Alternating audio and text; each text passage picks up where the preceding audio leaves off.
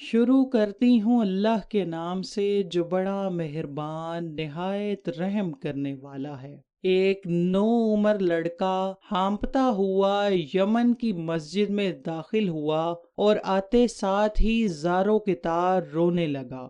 لوگوں نے امیر المومنین سیدنا مولا علی کو اطلاع دی تو آپ فوری طور پر مسجد میں آ گئے اور لڑکے سے رونے کی وجہ پوچھی۔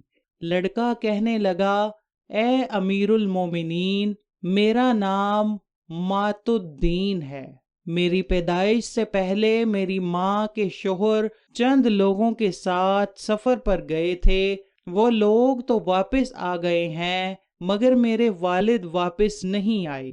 جب میری ماں نے ان لوگوں سے پوچھا تو کہتے ہیں کہ تمہارا شوہر راستے میں فوت ہو گیا ہے۔ میری ماں نے مال کے بارے میں پوچھا تو کہتے ہیں کہ کون سا مال؟ تیرے شوہر کے پاس تو کوئی مال نہیں تھا، حالانکہ میری والدہ کے شوہر تجارت کے لیے گئے تھے اور ان کے پاس کافی مال تھا۔ جب میری ماں نے قاضی کے پاس جانے کے لیے کہا تو ان مردوں میں سے ایک نے میری ماں کو گھر میں اکیلا دیکھ کر زنا بالجبر کیا اور پھر شادی کا وعدہ کر کے غائب ہو گیا۔ میری ماں نے شرمندگی کے مارے کسی کو کچھ نہ بتایا اور جب میں پیدا ہوا تو میرا نام مات الدین یعنی دین کی موت رکھ دیا۔ اب جب میں نے کچھ ہوش سنبھالی تو میری والدہ نے مرنے سے پہلے مجھے سب قصہ سنا دیا۔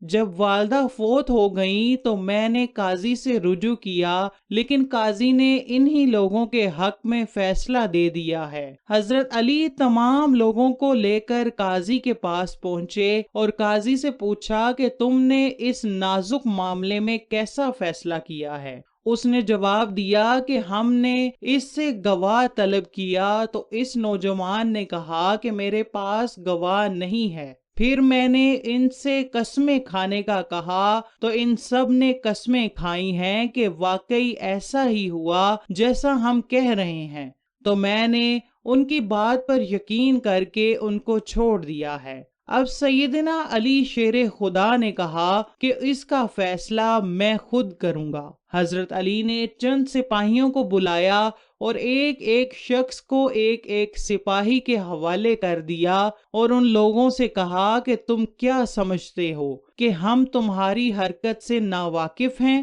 ہمیں سب معلوم ہے۔ آپ نے ایک حکم اور دیا کہ ان سب کے چہرے کپڑے سے ڈھانپ دیے جائیں اور سب کو مسجد کے ایک ایک ستون کے پیچھے کھڑا کر دیا جائے۔ پھر آپ نے کاتب کو اپنے پاس بلایا اور سپاہیوں سے کہا کہ جب میں بلند آواز میں تکبیر کہوں تو ایک ایک کر کے ان میں سے ایک ایک کو لے آنا۔ پھر آپ نے پہلی بار تکبیر کہی اور ایک سپاہی پہلے ملزم کو لے آیا۔ مولا علی نے اس کو اپنے سامنے بٹھا کر حکم دیا کہ اس کے چہرے سے کپڑے کو ہٹا دو اور کاتب کو کہا کہ میرا سوال اور اس کا جواب قلم بند کرو۔ حضرت علی نے اس سے پوچھا کہ تم کس دن اس کے باپ کے ساتھ روانہ ہوئے تھے؟ اس نے جواب دیا فلاں دن فلاں مہینے میں۔ کہا کس کس مکان پر گئے تھے؟ کہا اس مقام پر پہنچے تھے تو سیدنا علی نے پوچھا کہ مرنے والے کو کیا مرض لاحق تھا؟ اس نے بتایا کہ فلاں مرض لاحق تھا۔ پوچھا کتنے دن بیمار رہا؟ اس نے بتایا کہ اتنے دن۔ پوچھا کس دن مرا تو اس نے فلاں، تو اس نے کہا فلاں دن۔ اب ساری باتیں کاتب نوٹ کر رہا ہے۔ پھر حضرت علی نے ایک اور سوال کیا، جس دن مرا تو کس نے اسے غسل دیا اور کس نے اس کے کفن و دفن کا فریضہ ادا کیا اور کس نے نماز جنازہ ادا کی؟ اس نے کہا کہ فلاں آدمی نے۔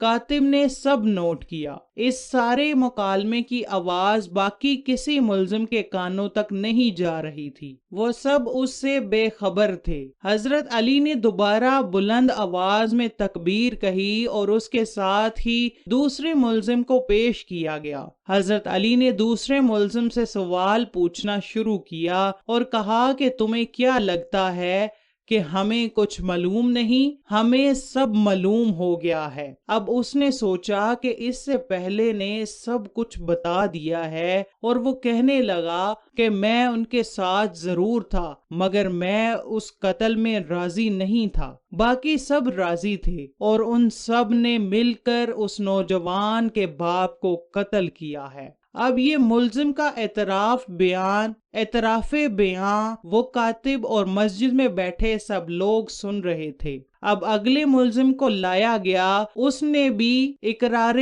جرم کر لیا۔